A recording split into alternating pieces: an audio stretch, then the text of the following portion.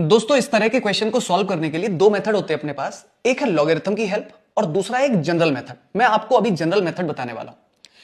इस तरह के क्वेश्चन के लिए एक पर्टिकुलर अप्रोच आपको सोचना होता है और वो ये कि जब भी कभी 6 की पावर यानी कि नंबर की पावर x लिखा है और फिर x बेस में आ गया और पावर पर कोई और नंबर है, ऐसी सिचुएशन में आपको x को एक तरफ लाना होता है पूरी तरह से। यानी कि वो कैसे ला सकते हैं, तो देखिए आप यहां पर पावर में x है, मेरे कहने से आप दोनों ही तरफ पावर में 1/x कर लीजिए।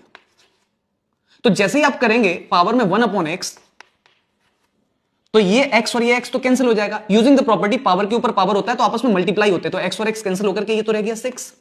यहां पर 18 का मल्टीप्लाई होगा यानी कि ये हो गया x की पावर में 18/x।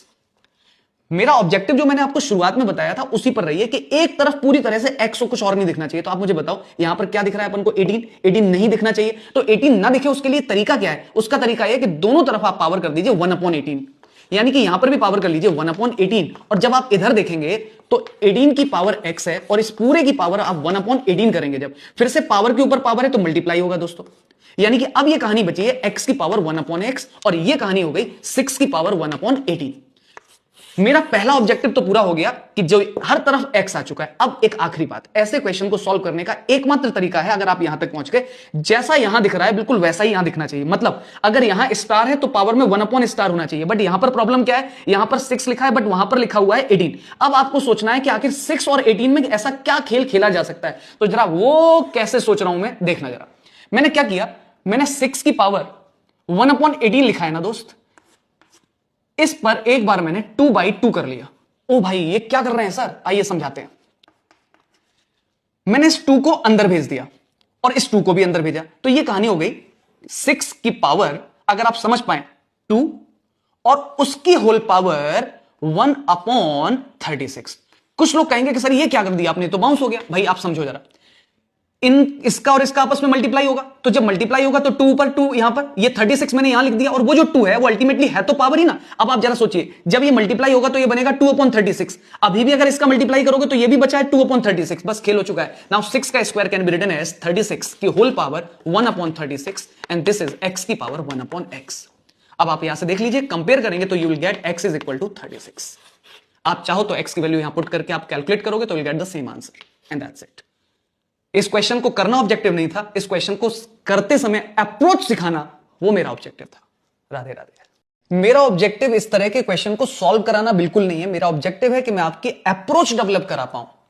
तो ध्यान से देखिए, जब भी इस तरह का क्वेश्चन है और अगर आप ये सोचते हो कि इसका एलसीएम ले लिया जाए तो ऑब्वियसली क्वेश्चन नहीं होगा, एग्जाम में भी हमें छोड़ देना चाहिए। दूसरा तरीका मेरे स्टाइल में अगर आप सोचोगे तो यह है कि एक बार 30 सेकंड देकर के देखते हैं बिना पेन चलाए। तो पेन नहीं चलाना है। अब ऑब्जर्वेशन, नंबर्स देखिए 2022, 2023, 2024, ऊपर लिखे हुए नंबर देखिए। अब आप अगर ऑब्जर्व करो तो ध्यान से देखो तो 6 और 2022 दोनों का सम 2028 बैठ रहा है। पेन चलाने की भी जरूरत नहीं पड़ेगी।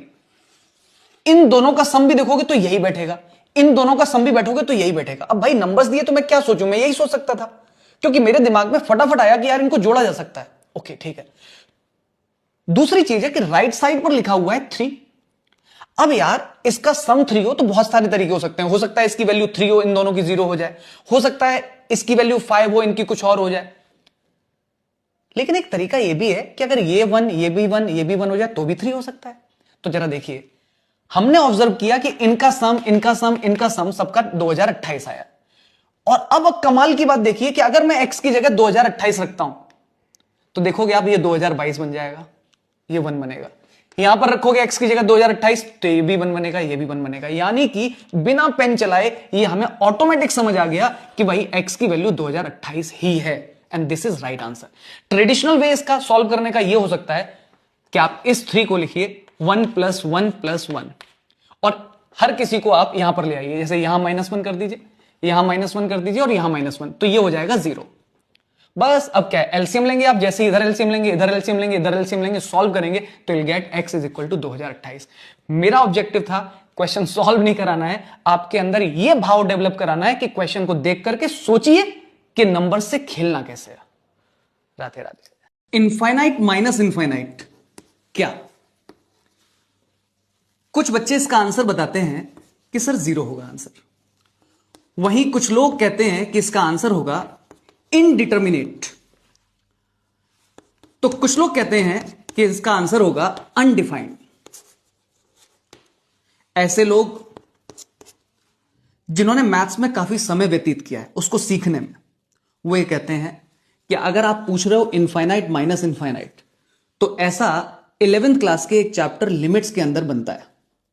वहां पर जब आप लिखा होता है इनफाइनाइट माइनस इनफाइनाइट, तो वहां 99% केसेस में इनफाइनाइट माइनस इनफाइनाइट में ये वाला इनफाइनाइट अलग इनफाइनाइट होता है और वो वाला इनफाइनाइट कुछ दूसरा इनफाइनाइट होगा।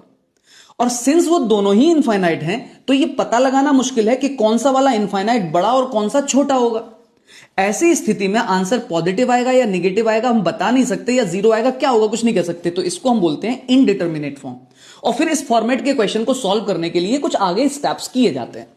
वहीं अगर यह कहा जाए कि नहीं नहीं भाई, आपने इनफाइनाइट माइनस इनफाइनाइट ही लिखा है और दोनों ही इनफाइनाइट सेम है, और बहुत सोच समझ के आप ये बात कह रहे हो, तो ऐसी स्थिति में आंसर हर हाल में जीरो होगा।